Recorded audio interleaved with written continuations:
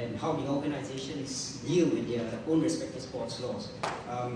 We see from the issues which you have raised that I think we're in safe hands with you as a sports commissioner. Okay, our final speaker for today, but definitely not the least in any way, is Professor Datuk Sundra Rajoo, who is a household name with legal practitioners like myself in the field of arbitration and alternative dispute resolutions in Malaysia. Professor Datuk Sundra Rajoo is the current director of the Kuala Lumpur Regional Centre of Arbitration, also known as the KLRCA, and is of course a chartered arbitrator, as well as a qualified advocate and solicitor of the High Court of Malaysia, a professional architect and a registered town planner. He has previously held the post of President of the Asia Pacific Regional Arbitration Grouping, or APRA for short, a federation of nearly 40 arbitral institutions in the region, and is a well-respected author of many books which have become authority in the field of arbitration and alternate dispute resolutions. Disputes, ladies and gentlemen, in any contract is a given. It's inevitable. But we are privileged today to have Professor Datuk Sundra Rajoo sharing with us his views on the topic of disputes, how disputes can arise from sports contracts, as well as the role which arbitration can play in resolving such disputes, as well as the scope and mechanism of such arbitration proceedings. Datuk, if we can invite you.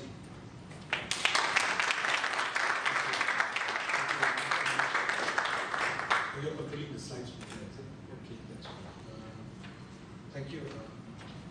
I've been asked to actually speak about dispute resolution, possibly sports dispute resolution, which we have become interested in. KLRCA is doing a lot of things. I think we are moving from arbitration. We have the I arbitration rules, which is the Sharia arbitration rules, which is an award winner. We are moving out into the world. And then we are also doing international arbitrations. Domestic arbitrations are growing very, very strongly. We are looking into maritime arbitrations. And one of our interest areas actually sports arbitration, simply because it started about 3 years ago. I remember Tupi Imran, who was sitting on the Olympics Council in Luzerne, he contacted me quite urgently through Vinayak Pradhan. And he said, look, CAS, which is the Court of Arbitration Sports, is looking for an alternate hearing venue outside of, in Asia, outside of Australia, because Australia is not a hub, it is far away. So they were looking for a center, and he said that bids are coming from Singapore, Hong Kong, and Korea. Where is Kuala Lumpur? There's no bids from Kuala Lumpur. So we quickly hobbled up a bid, and we put in, and we were successful. I attribute it for timely intelligence, because the right person telling us the right thing to do. Then we moved very quickly.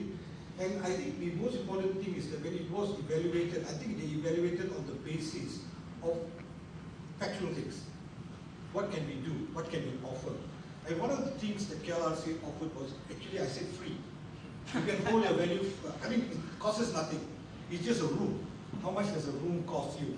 How much is the facilities? I think it costs us, let's say, maybe 1,500, 2,000 ringgit a day. But when they come in, it's a different thing. I said we hold it free for the first 2 years. 2 years later, we do an auction. Then I said we are getting a new premises. But what I want to talk about is, why did we do this? And I think the real thing is, the first slide please, is that sports arbitration in Asia is really growing. I think that's a fact. The interest is tremendous. And then I think Asian sporting brands have been growing by leaps and bounds. We have the India Premier League. We talk about 3.3 billion US. And then we are talking about the Asian Football Federation, Asian Champions League, the World Cup qualifying, and the growth of league brands in China, Korea, Japan, Malaysia, Australia. And then we have marquee events like F1, all coming through.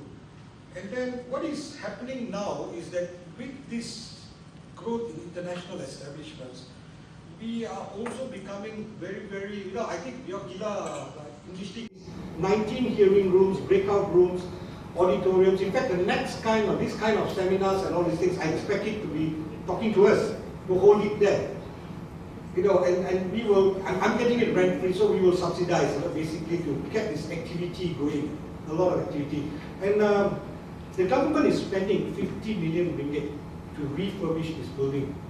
So what we hope is that eventually all these things, all this dispute resolution, all kinds of activity will all come there.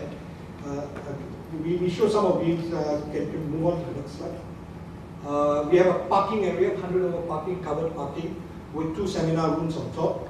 And then the building itself, we are playing down the parking area. The only reason why I put the parking there was it was a vacant piece of land, almost about an acre. And I know that nothing left in this country. If I don't build something on it, somebody will take it. Yeah, you're right. So the first thing I did is that I said, part of the development plan, while we have this, we put something there. Yeah. So that nobody can take it away. Because I know already, because they were all eyeing it. Because at the moment when we went in, I remember Bandaraya was saying, you can't build here. I said, no, we are already building. You know, so I think, but what I want to tell you all is that actually we are at a threshold where we, KLRCA, wants to work with the sporting community. We want to actually be part of the process of improvement. And dispute resolution, I think, is the very basis of that.